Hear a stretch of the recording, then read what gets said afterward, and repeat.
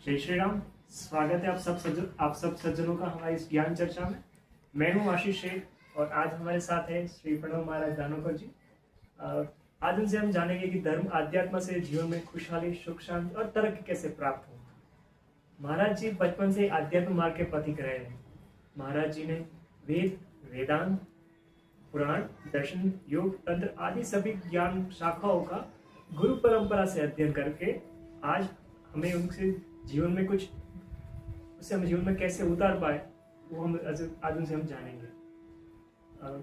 गुरु जी श्रीमद् भागवत महापुराण, रामायण, शिव पुराण, देवी Bhagavat, even Mahabharat, Gita, दर्शन शास्त्र, even योग शास्त्र, पूजा पाठ और यज्ञ अनुष्ठान से पूरे भारत में प्रसार प्रसार में लगे हुए हैं। महाराज जी आज उनसे हम जानेंगे कि धर्म आध्यात्मिकता से अपने जीवन में उन्नति कैसे प्राप्त हो। महाराज जी से हम सबसे पहले जानना चाहते हैं कि धर्म का सच्चा स्वरूप क्या है। आप सबको विदित होगा कि विश्व में अलग अलग प्रकार की धर्म के नाम पे विविध उपासनाएं होती रहती है। इसमें कुछ उपासनाओं में कुछ चीज बातें सही रहती है और कुछ बातें गलत भी हो सकती है। तो आज हम जानेंगे धर्म का सच्चा स्वरूप क्या है और उसकी आवश्यकता क्या है। सबसे पहले दर्शकों का, सभी साधकों का, सभी सज्जनों का बहुत बहुत स्वागत है। सारा विश्व को जो वृत्ति धारण करे, विश्व को जो प्रेरणा धारण करे, उसका नाम धर्म है। धारणात् धर्म इत्याहुः, इस प्रकार से धर्म की परिभाषा है। धर्म की कई परिभाषाएं हैं। इसमें समग्रता से जीवों को, समाज को, मनुष्यों को, यच्च यावत् सृष्टि को धारण करने का सामर्थ्य जिस परंपरा में है उसे धर्म कहते हैं। अब जो धारण करे वो धर्म, ये सुनने में तो बड़ा सरल सहज लगता है, पर धारण होना ये बहुत ऊंची, सबसे ऊंची बात है। उसमें केवल मनुष्यों का ही नहीं, पुरुषों का ही नहीं, स्त्रियों का ही नहीं, जीवों का ही नहीं, पशु पक्षियों का ही नहीं, अपितु समस्त विश्व का जिससे धारण भरण पोषण हो, उस तत्व का नाम है धर्म। और इसलिए ये समग्रता, ये विशालता, ये उदारता जिस परंपरा में है, उस परंपरा को, उस कृति को, उस कर्तव्य को धर्म कहा जाता है। और इतनी समग्रता से यदि विश्व में कोई परंपरा यदि हमें प्रेरित करती है तो एकमात्र परंपरा अपने सनातन वैदिक धर्म की परंपरा है। अभी कोई कह सकते हैं कि हर एक को अपनी अपनी परंपरा बड़ी लगती है, महत्वपूर्ण लगती है, सर्व समावेशक लगती है। ऐसा हर एक का अपना अपना मानना हो सकता है। पर यदि ध्यान से यदि देखा जाए, यदि तर्क की दृष्टि से भी यदि विचार किया जाए, जितना समग्रता से मनुष्य जीवन का विचार हमारे भारतीय परंपरा में, भारतीय ऋषि मुनियों ने, हमारे वैदिक वाङ्मय में हुआ है, उतना आपको अन्य किसी परंपरा में नहीं मिलेगा। एक छोटा सा उदाहरण देता हूँ, क्योंकि कहने मात्र से कुछ होता नहीं, वो तर्क की कसौटी पे वो सिद्ध भी होना चाहिए। और यही हमारे सनातन धर्म की विशेषता है। वो केवल कह के नहीं फ्री होते, अपितु वह सिद्ध करके दिखाते। तो देखिए, मनुष्य जीवन हमें प्राप्त है। मनुष्य जीवन का लक्ष्य क्या हो, मैनेजमेंट हो या और भी कोई चीज हो, तो उसमें सबसे पहले सूत्र आता है सेटिंग द गोल्स। हम मनुष्य रूप से जन्मे हैं, तो मनुष्य जीवन का लक्ष्य क्या है? हर एक कोई ना कोई अपना अपना जीवन का लक्ष्य निर्धारित करता है। मुझे अमुक नौकरी चाहिए, मुझे इतना शिक्षण चाहिए, मुझे करोड़पति बनना है, अरबपति बनना है, मुझे बिजनेसमैन बनना है, मुझे अमुक बनना है, तमुक बनना है। ये हर एक का व्यक्तिगत अलग अलग सपना होता है, अलग अलग लक्ष्य होता है। पर किसी ने विचार किया कि मनुष्य जीवन का क्या लक्ष्य? केवल नेम, फेम, सक्सेस और यही तक यदि सुख, भौतिक सुखों तक ही यदि हमारी पहुंच है, तो वो तो पशु जीवन में भी है। धर्मेण हीना पशुभिः समाना। बहुत बारीकाई से विचार हमारे शास्त्रकारों ने किया। आहार निद्रा भय मैथुन सामान्य में पशुभिर्नराणाम्। आहार, निद्रा, भय, मैथुन, ये जो शरीर के जो धर्म है, ये मनुष्य और पशुओं में क्या समान नहीं पाए जाते? और हम उसी लग्जरीनेस में यदि जीना यदि हमारे जीवन का लक्ष्य है, तो पशुओं में और हम में कोई अंतर नहीं। इसलिए केवल भौतिक सुखों में रहना ये मनुष्य जीवन का लक्ष्य नहीं हो सकता। और वो प्रारंभिक स्थिति हो सकती है, पर वो अंतिम लक्ष्य नहीं हो सकता। प्रारंभिक स्थिति से लेकर अंतिम लक्ष्य तक मनुष्य जीवन का क्या लक्ष्य हो सकते हैं, उसे 4 भागों में हमारे ऋषियों ने विभाजित किया। धर्म, अर्थ, काम और मोक्ष, इसे 4 पुरुषार्थ कहा। पुरुष रूप में आने से जो है क्या प्राप्त करना है, उन चीजों का, उन लक्ष्यों का नाम पुरुषार्थ है। अब यह पुरुष शब्द का अर्थ स्त्री पुरुष के रूप में अर्थ नहीं है उसका। पुरुष शब्द का अर्थ जीव मात्र है।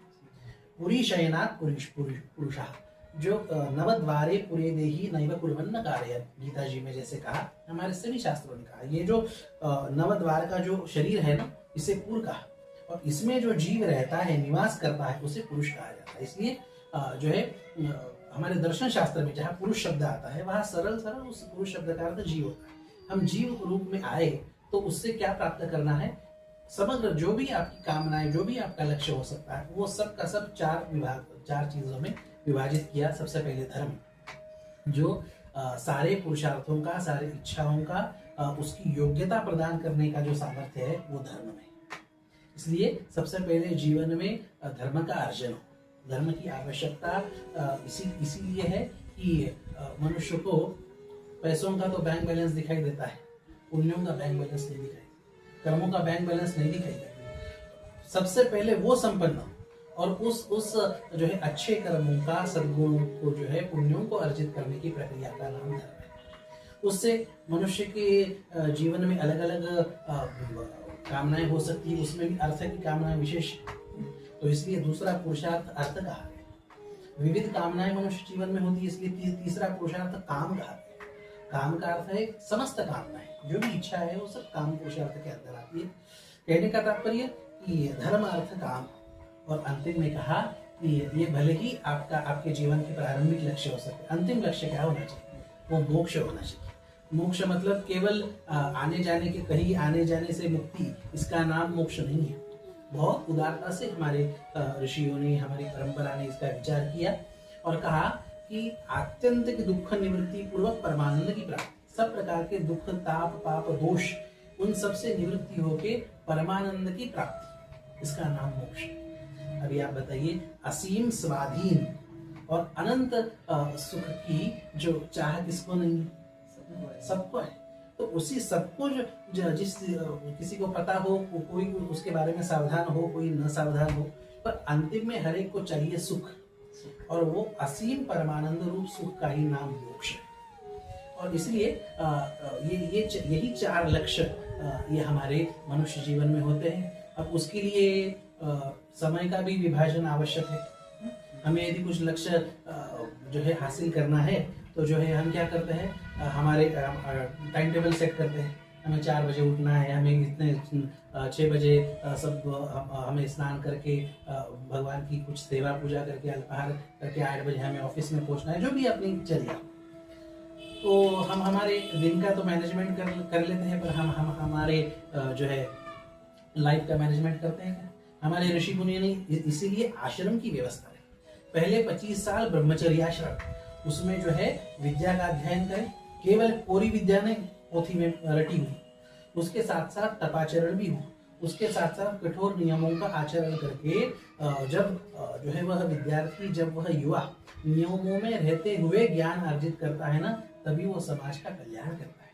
बहुत हमारे ग्रंथों में, हमारे शास्त्रों में बहुत सुंदर वचन आता है, साक्षरा विपरीताश्चेत साक्षरा राक्षसा भवेत्। केवल साक्षर होना पर्याप्त नहीं है, आपकी बुद्धि केवल साक्षरा होना ये पर्याप्त नहीं है, वो साक्षरा होने के साथ साथ सुसंस्कृत भी होनी चाहिए, वो संस्कारों से अलंकृत भी होनी चाहिए। इसका यदि अभाव हो तो साक्षरा विपरीताश्चेत, साक्षरा इस शब्दों को आप उल्टा कर दो तो उसका राक्षसा हो जाता है। तो साक्षरा बुद्धि यदि विपरीत हो गई तो वो साक्षरा भी राक्षसा हो जाता है। इसलिए केवल जो है पढ़ लिखने से काम नहीं हुआ, उसके साथ साथ आपके जीवन में जीवन मूल्य भी चाहिए, और इसी के लिए ब्रह्मचर्य आश्रम की हमारे यहाँ व्यवस्था है। अब देखिए जो है बड़े बड़े जो कांड होते हैं वो अच्छे पढ़े लिखे लोग करते हैं। अब जो है आपके बचपन में किडनी स्कैंडल वगैरह हुआ था दिल्ली में, हो तो सब पढ़े लिखे ही थे, MBBS। आज भी जो हर क्षेत्र में जो भ्रष्टाचार, सब पढ़े लिखे। किस चीज का अभाव है?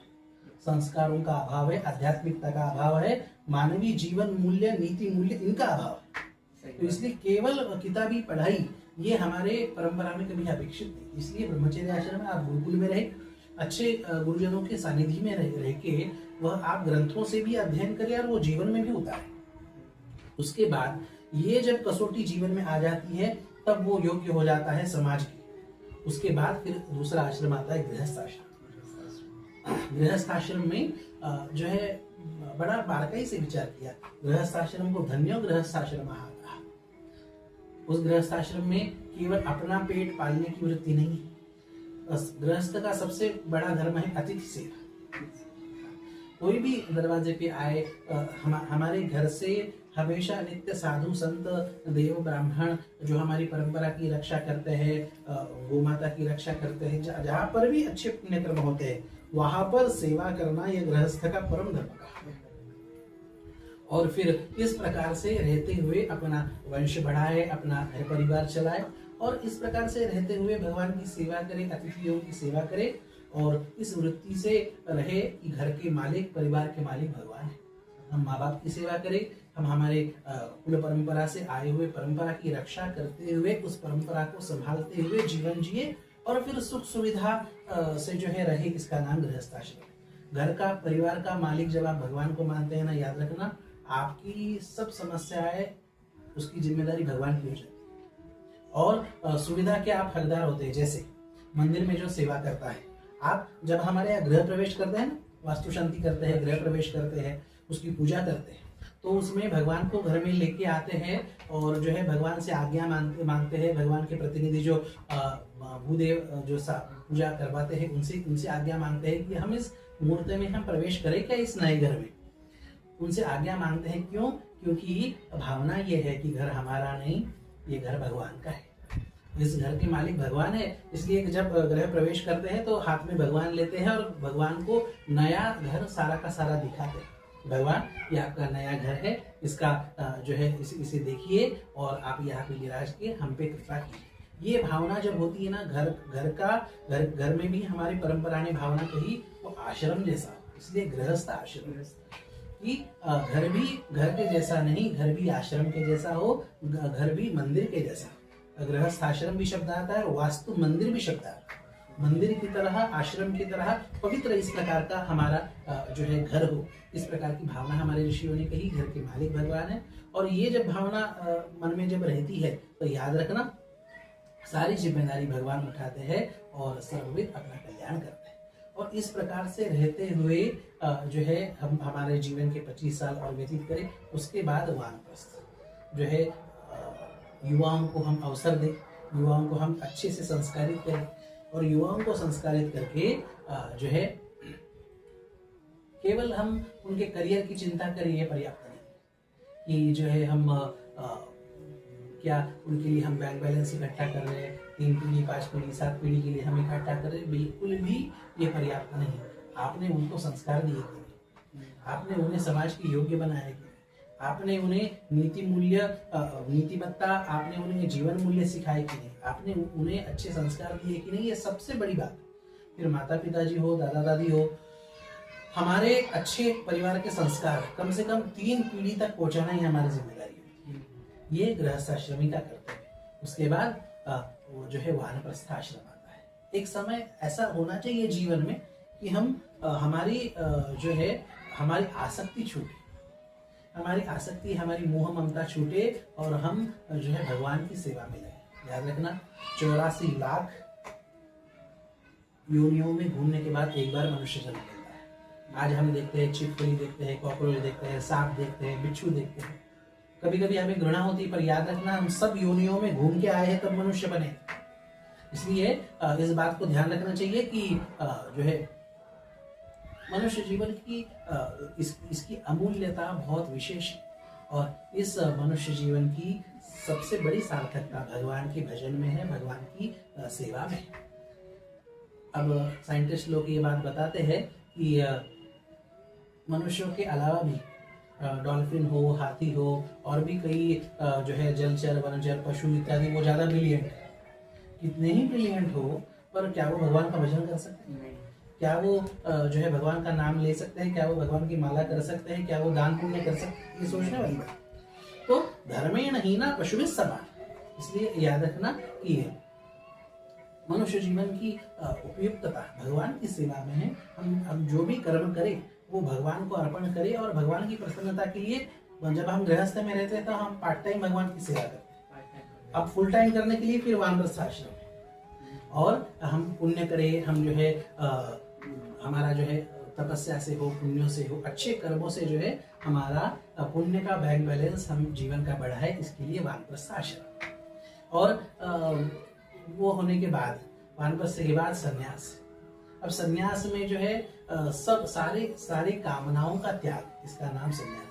वानप्रस्थ में कम से कम इतनी कामना तो रख सकते हैं कि सब अच्छा हो, हमारी वंश परंपरा को अच्छा पुण्य प्राप्त हो, या हम दिव्य लोगों को जाए, स्वर्गों को जाए, वैकुंठ को जाए, कैलाश को जाए, जो भी लोकांतरों को जाए, जो भी कुछ कामनाएं हो सकती है, वो सिद्धियों की कामना है और कुछ कामना है, वो सब आप वानप्रस्थ में चल सकती है। पर संन्यास में जो है मन में संकल्प भी ना, काम्यानाम कर्मणान्यासम संन्यासम कवयो विदुः, गीता जी में जो संन्यास की व्याख्या यही है। तो उसमें इस बात का ध्यान है कि कामनाएं भी मन में ना हो। तो गृहस्थाश्रम, ब्रह्मचर्य आश्रम, वानप्रस्थ आश्रम और जो है संन्यास आश्रम, तो ये जो है ये हमारे लाइफ का ये टाइम मैनेजमेंट ये ऋषि ने बताया। अब उसके लिए, अब भगवान की भी प्राप्ति के लिए साधन अलग अलग है, भगवान की भी सेवा के लिए हमारे जीवन में हर एक की प्रधानता अलग अलग होती है।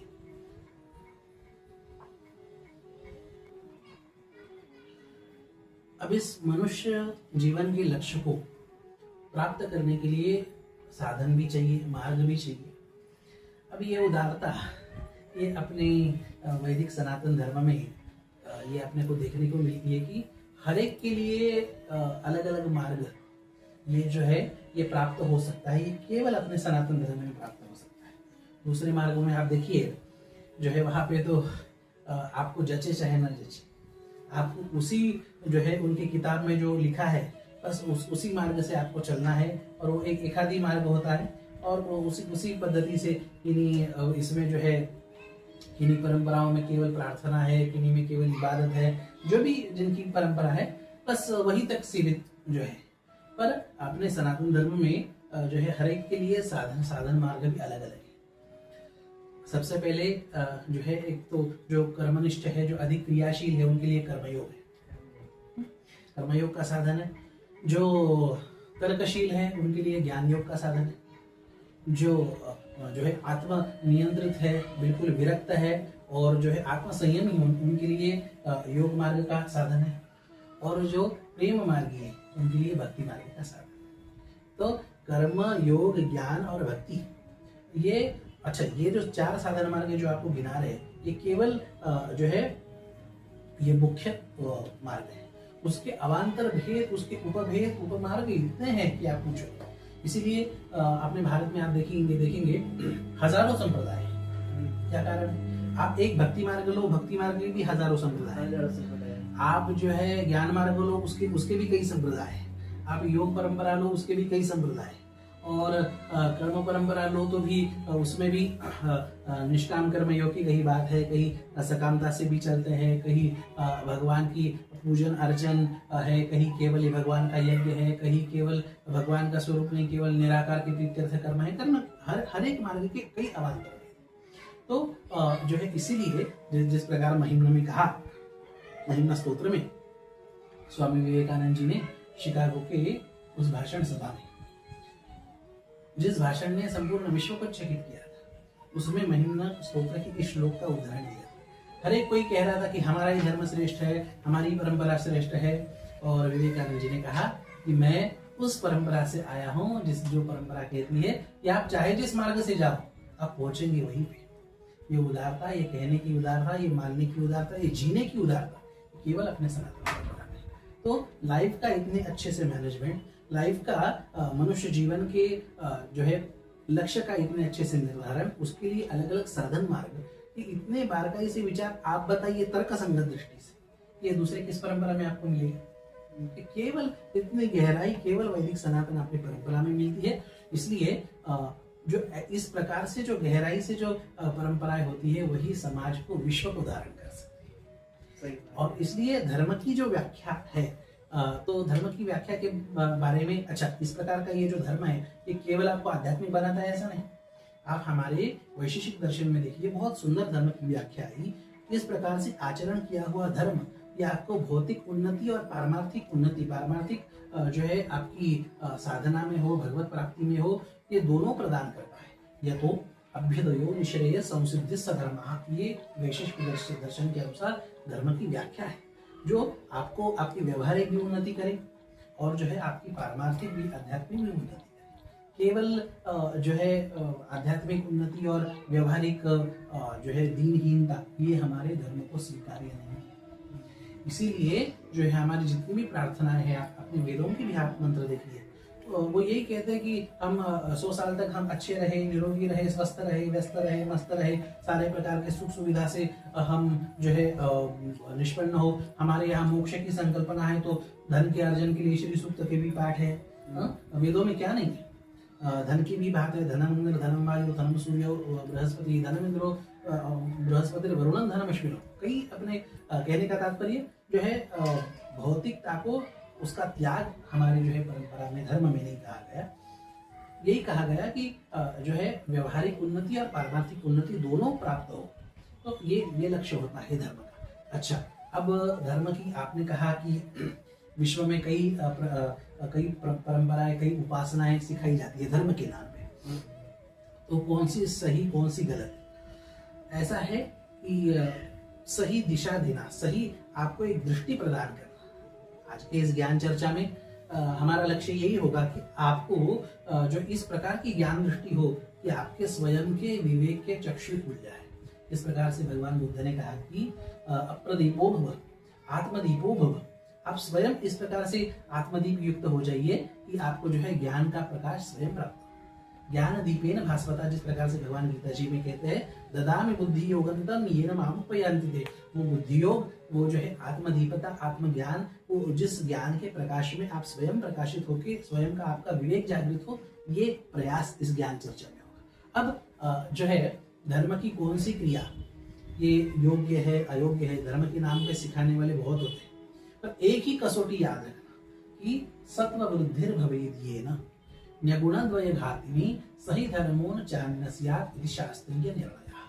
हमारे शास्त्रकारों को, सभी संतों को, सभी आचार्यों को, सभी जो है विश्व के जितने भी दार्शनिक मनीषी है, सबको यही अभिप्रेत कि जिस भी क्रिया से आपके जीवन में सत्व गुण की वृद्धि हो, वो हर क्रिया धर्म है, और जिस भी क्रिया से आपके जीवन में रजोगुण तमोगुण का दुष्प्रभाव बढ़े, वो हर क्रिया अधर्म है।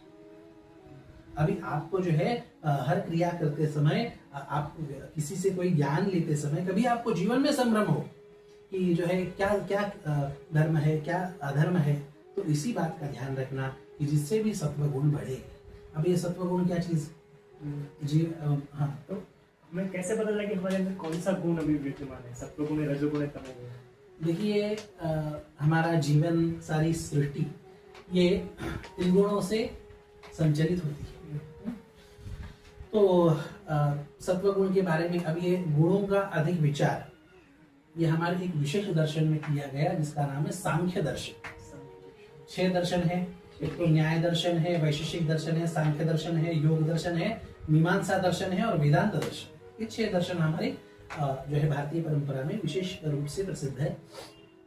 तो इन दर्शनों में सांख्य दर्शन में गुणों की विशेष चर्चा है, गुणों की विशेष चर्चा है, प्रकृति के विशेष तत्वों की संख्या सबसे पहले वहां की गई, इसलिए उसका नाम सांख्य पड़ा।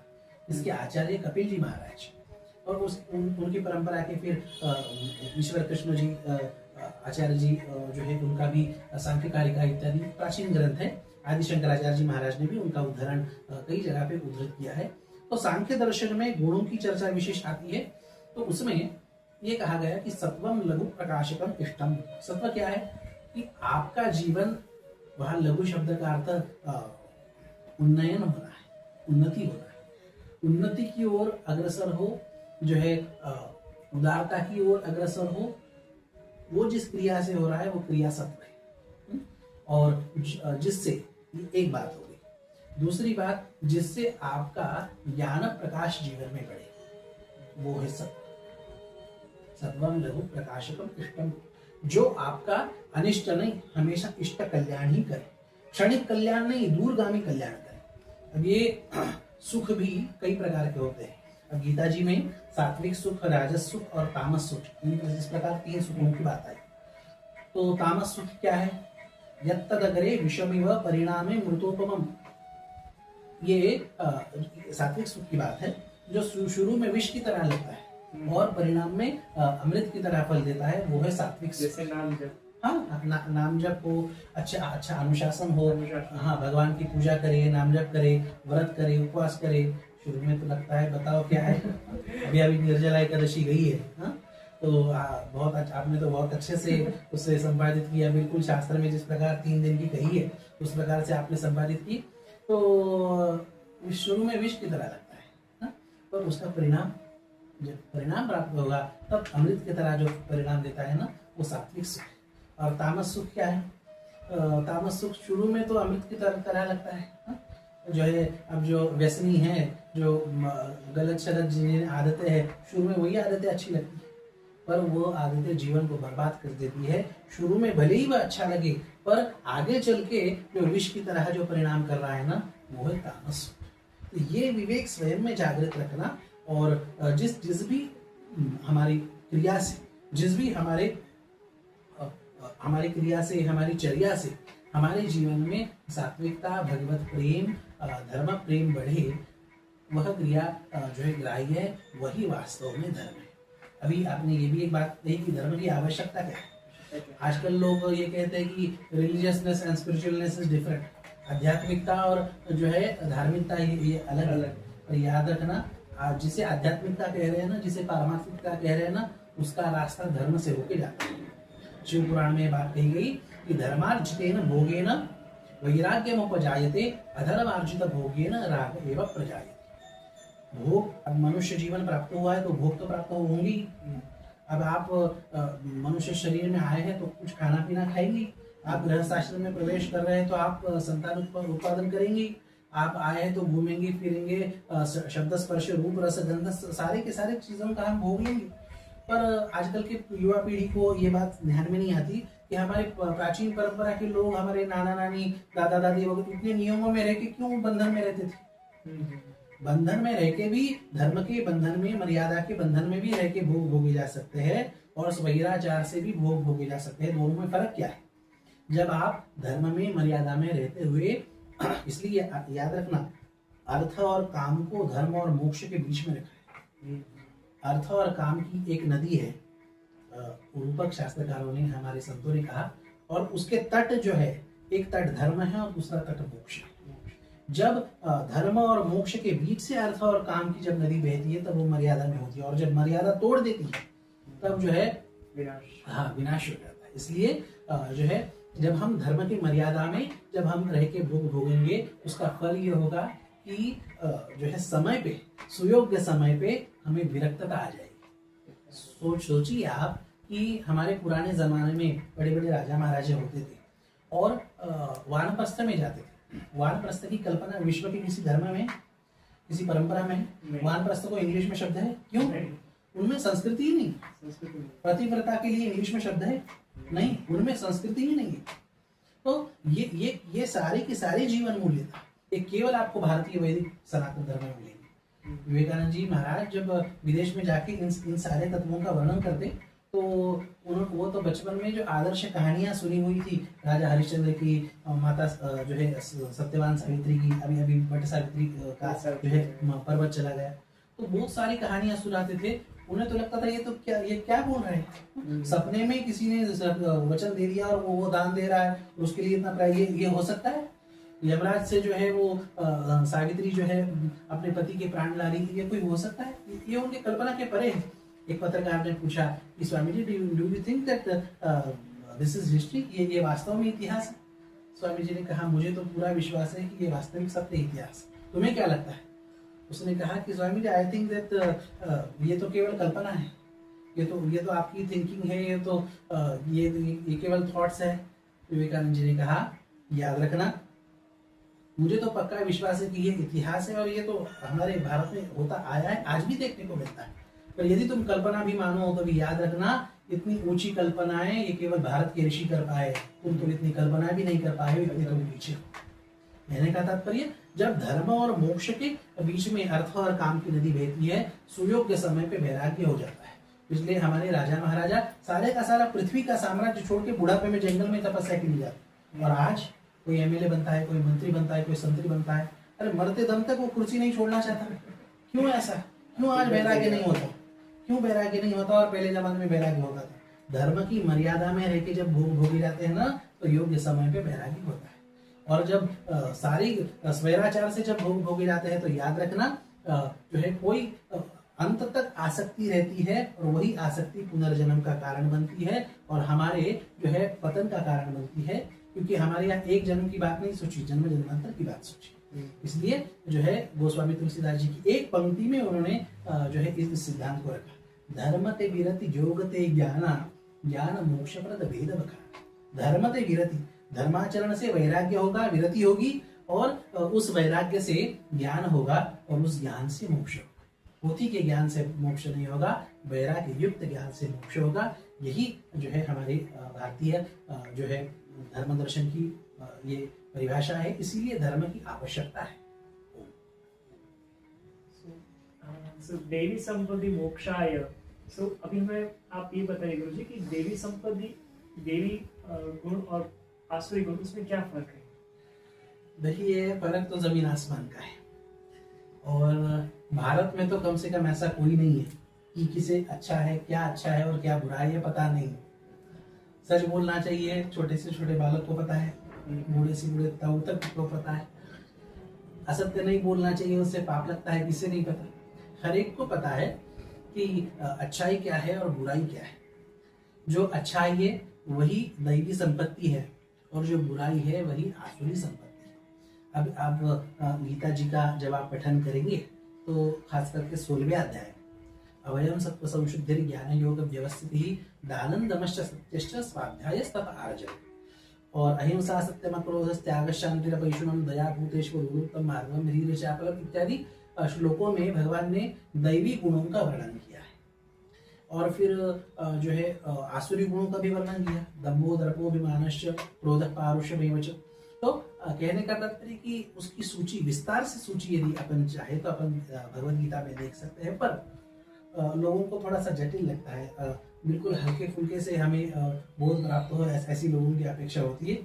सामान्य जो है जीवन मूल्य, नीतिमत्ता, किसी को जो है आत्मवत प्रतिकूलानी परेशान न समाचारित। एक वाक्य में जो है हमारे ऋषि मुनियों ने कहा, जो चीज हमें अपेक्षित नहीं, जो चीज हमें बुरी लगती है, जो चीज हमें दुखदायी लगती है, वो किसी दूसरे के साथ ना करें। हमें कोई धोखा करे तो हमें अच्छा लगेगा, तो हम वो दूसरे से धोखा ना करें। हमें कोई जो है परेशान करेगा, हमें कोई दुख देगा, हमें वो अच्छा नहीं लगता, तो हम दूसरे को भी ना करें। तो इस प्रकार से जो है दूसरों के प्रति अच्छी भावना, अपना भी जीवन हम संवारे और समाज का भी जीवन संवारे, ये दैवी संपत्ति है, ये दैवी गुण है। और जो इसके विपरीत, अब ऐसी ऐसी कुछ कहावतें हैं, क्या दुनिया जाए भाड़ में, और आग लग मस्त राम मस्ती में, आग लगे चाहे बस्ती में। याद रखना, ये सारी की सारी ये जो वृत्ति है ना, ये आसुरी वृत्ति है, ये राक्षसी है। आसुरी मतलब क्या, अब विस्तार का यह प्रसंग नहीं है, पर भगवान ने गीता जी में राक्षसी वृत्ति, आसुरी वृत्ति, मोहिनी वृत्ति, इन सब का वर्णन किया है। तो ये सारी की सारी वृत्ति है। आप ये मत सोचिए कि राक्षस और आसुर मतलब वो सीरियल में देखते हैं, जैसे सींग निकले हैं, दांत बाहर निकले, वो आसुर और राक्षस नहीं होते। आसुरी वृत्ति से जो युक्त है, राक्षसी वृत्ति से जो युक्त है, वो असुर और राक्षस। तो अशुषु रमन्ते इति असुरा, जो केवल क्षणिक भोगों में रमण करता है वह असुर है। जो अपने सुख के लिए दूसरे को परेशान करता है वह राक्षस है। तो इस प्रकार से ये जो आसुरी वृत्ति, राक्षसी वृत्ति, दूसरों को परेशान करना, केवल आत्म केंद्रित रहना, ये आसुरी वृत्ति है, यह पाप वृत्ति है। और ये जो है ये हमारी परंपरा में कहीं पर भी इसका आदर नहीं है। और घर की बड़ी बुजुर्ग, हमारे दादा दादी हो, और भी हमारे परंपरा के लोग हो, हमारे घर के बड़े बुजुर्ग हो, तो यही सिखाते हैं बच्चों, बेटे अच्छे बनो, समाज के काम आओ। कि ये जो हल्के फुल्के शब्दों में जो अपने नाती पोतों को समझाते हैं ना, याद रखना वही दैवी गुण है, वही दैवी संपत्ति है, हमारा भाग्य है। ये जीवन मूल्य हमें परिवार में सिखाए जाते हैं।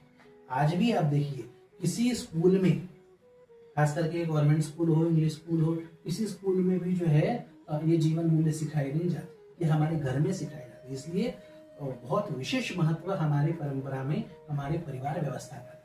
दादा दादी केवल कहानियां नहीं सुनाते थे, उस कहानियों के माध्यम से अच्छे संस्कार देते, और वो व्यवस्था वो हमारे परिवार व्यवस्था के माध्यम से ही आज वह धीरे धीरे लुप्त हो रही है। और उसी के कारण संस्कारों का अभाव ये देखने मिलता है।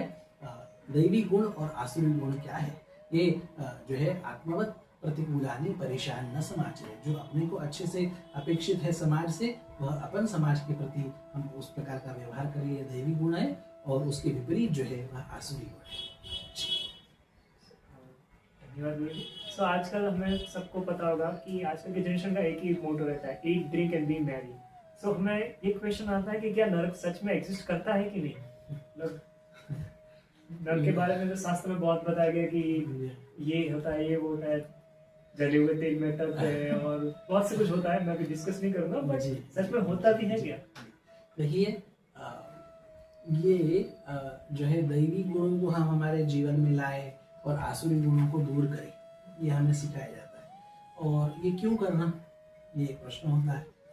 तो जो है उसके लिए कल्पना नहीं कहेंगे, व्यवस्था ये स्वर्ग और नरक की रखी। अच्छे लोग, दिव्य लोक, लोक का अर्थ है यहाँ पे वह स्थान, वह धाम, इस प्रकार के है।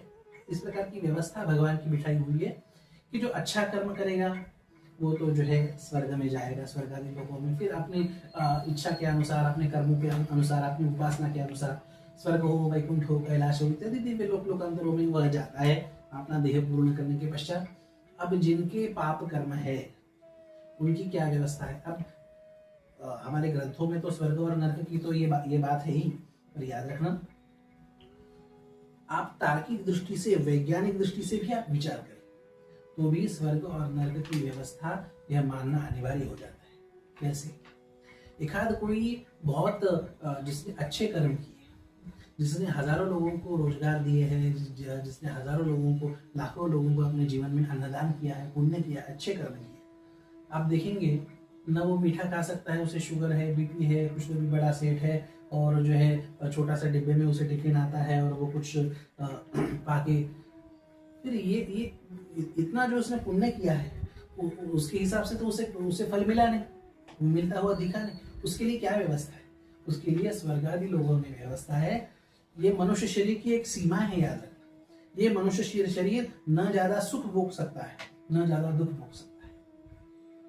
थोड़ा सा ज्यादा सुख भोगे, ज्यादा मीठा खाए तो 50 साल के बाद जो है उसे शुगर हो जाता है। तो लाखों करोड़ों लोगों को जो उसने जीवन में अन्नदान किया है, उस हिसाब से उसे जो फल मिलना चाहिए वो इस मनुष्य शरीर में नहीं मिल सकता। इसलिए स्वर्ग में उसे दिव्य शरीर प्राप्त होता है।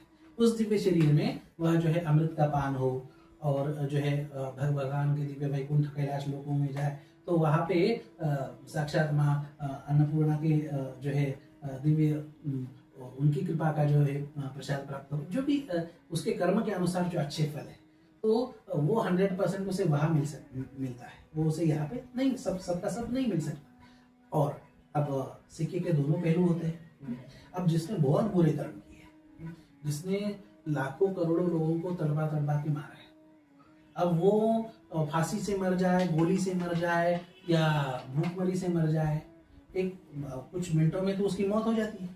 पर इतने लोगों को उसने तड़पाया है, उस हिसाब से तो उसे वेदना हुई नहीं। उसकी क्या व्यवस्था है? उसके लिए नरक इत्यादि लोगों की व्यवस्था है। वहां पे इस प्रकार से यातना शरीर मिलता है। स्वर्गादि लोगों में दिव्य शरीर मिलता है और नरकादि लोगों में यातना शरीर मिलता है। उस यातना शरीर की स्पेशलिटी क्या होती पता है? दर्द तो होता है पर मौत नहीं होती। तो यहाँ पे तो ये पार्थिव शरीर है, यहाँ पे छोटी सी गोली जो है लग जाए खत्म, सिर में लग जाए, छाती में लग जाए, वो चला गया। हार्ट अटैक आ जाए, इतना नाजुक तो ये शरीर है। तो ऐसी स्थिति में जो है व्यवस्था इस प्रकार की है कि जिसने बहुत क्रूर कर्म किए तो उसके लिए यातना शरीर मिलता है कि जितना भी उसने क्रूर कर्म किया है उसका सबका उसे फल मिले और उसका शरीर छूटे, दर्द तो पूरा हो और जो है उसका वो शरीर ना छूटे, इसलिए यातना शरीर मिलता है।